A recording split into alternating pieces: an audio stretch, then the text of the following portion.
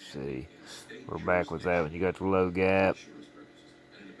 You got all this steep stuff. I think I got a better map of this one. And I do not. Alright, right here, look at this point. You got this real long point. You got this little finger that runs up, and a lot of real little, just fingers. One long point. You got this holler here. Look at these low gaps. You got one, two. You got three low gaps on this one main point. So all the deer come up and down through this, which makes this a great, great stand site. I believe, I know of two different bucks that got, maybe three.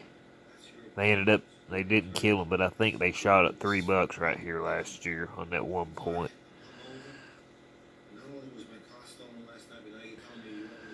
I believe that's it on that one.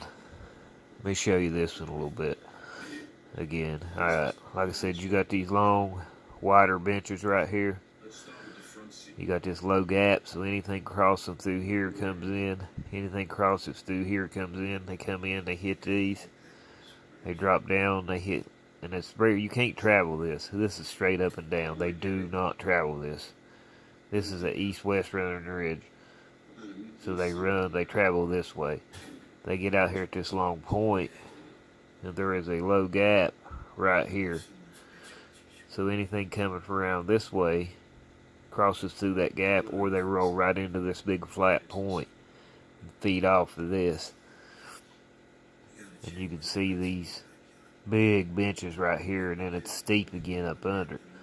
So everything funnels to this one spot right here. You got the long point, you got that low gap. You know, you got to look at the bigger picture here. Everything that comes around through here is going to come right here. And I call that stand right there as death row.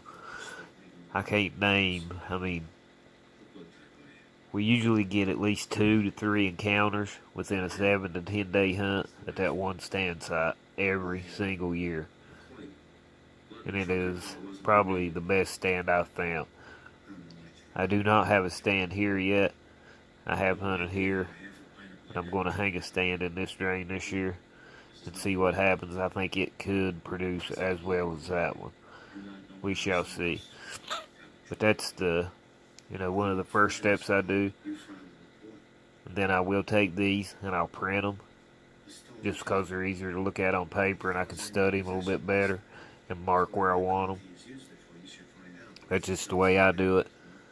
And then you always got to put your boot work in, and go in and make sure you're finding on the ground what your eyes are telling you, from your electronic scouting. Sometimes you got roads cut through places you thought was going to be great, sometimes not. And sometimes you find, a little bit better place than what you initially thought for your stand site. But that's one way I go about it. I hope it helps some of you.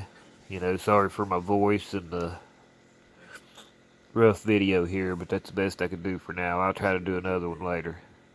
We appreciate your support and follows, guys. Thanks.